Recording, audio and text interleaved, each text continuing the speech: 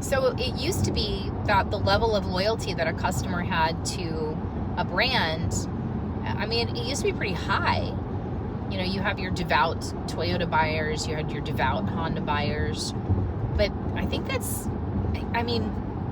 seen a lot more of that dissipating lately, and to people becoming best overall value buyers. Not just necessarily what's the best price, but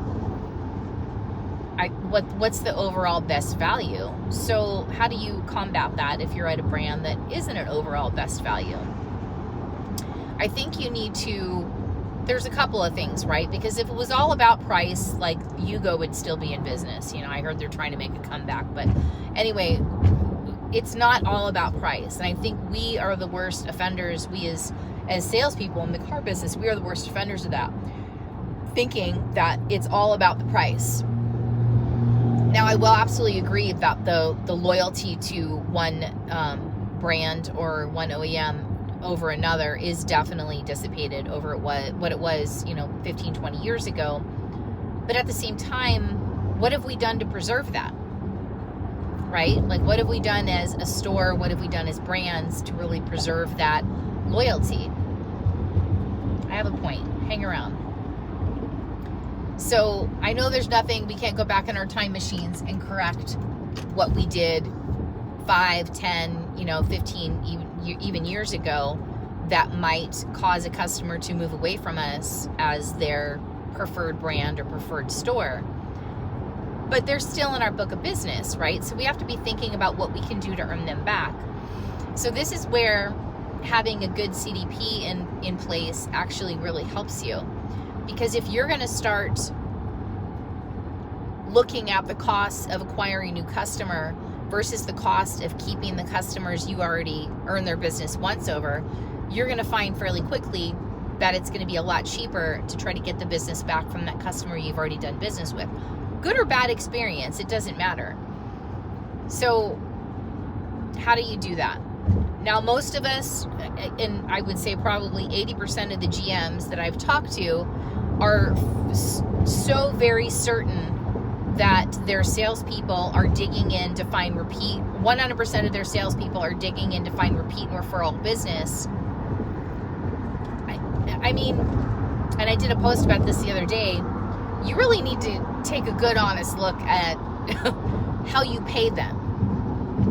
You're not paying them to dig into the CRM and pull out, nurture and pull out those customers who are in the buying cycle again. That's not what you're paying them for.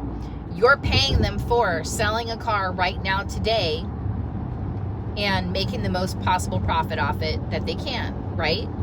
Okay, so if that's what you're selling them for today, why do you think there'd be any other focus for them than that in and of itself? So, this is nothing against salespeople. I was a salesperson for half of the 13 years that I spent inside of a store. I was just as guilty. Like, what's the path of least resistance? What makes me the most money? How do I get in front of the most customers? That's where your brain goes when your pay is aligned like that.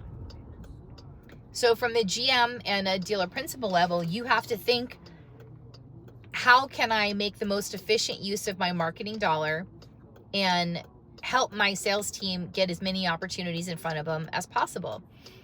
So by utilizing the CDP, and I'm biased, AutoMiner is the best product out there.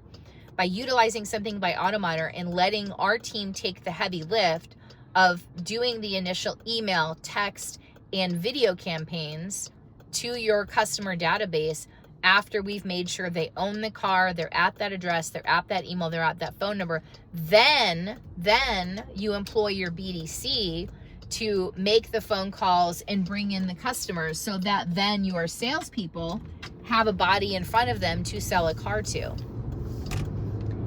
So the reason I say it in that particular order is because that is the best practice of how to make it work for you. So if that's not your store setup, like if you don't have a BDC and you don't have the dedication to make sure that your sales staff knows how to dig into the AutoMiner, and I say that with trepidation because in the time that I've been here, it's worked best, the AutoMiner formula, when you have a BDC in place at the store. That's where it really, really thrives and works the best. So the other side of that coin is the video portion of the AutoMiner, the platform that we have, is the most underutilized portion of the entire platform, and also the most effective use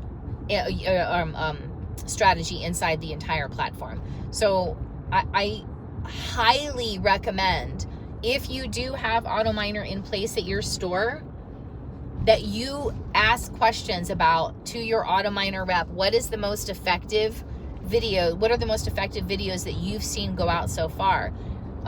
What are they surrounding? What is the topic of the video? What is the focus of the video? That's A. Getting to that point where you realize that it's much more effective for me to pay for this service than to hope and pray that my sales team is taking care of it. That's really your pre-work. Like, that's really the realization point that for what you're paying for AutoMiner, you're going to earn that back with the ROI on the sales and the service revenue that you're making from the AutoMiner. I have never ever seen AutoMiner set up at a store where it did not earn back and pay for itself within 90 days at the most. In fact, it's typically within 45 days, the first 30 to 45 days, that they're already starting to see attribution come in for the AutoMiner, for customers that we've touched in the AutoMiner program, with regards to email, with regards to text, things like that. Not only that, but then you take the list of sales that you have had within the last 6 months, maybe 12 months, and you're creating a suppression list for your digital advertising. And what I mean by that is, you're not advertising, let's say a customer bought a car on December 31st, but the deals for President's Day, for some bizarre reason, were better. Do you really want that person to get a marketing message saying that the deals were better? No. So let's create a suppression list, and let's try our best to kind of exclude those people from actually receiving that level of advertising.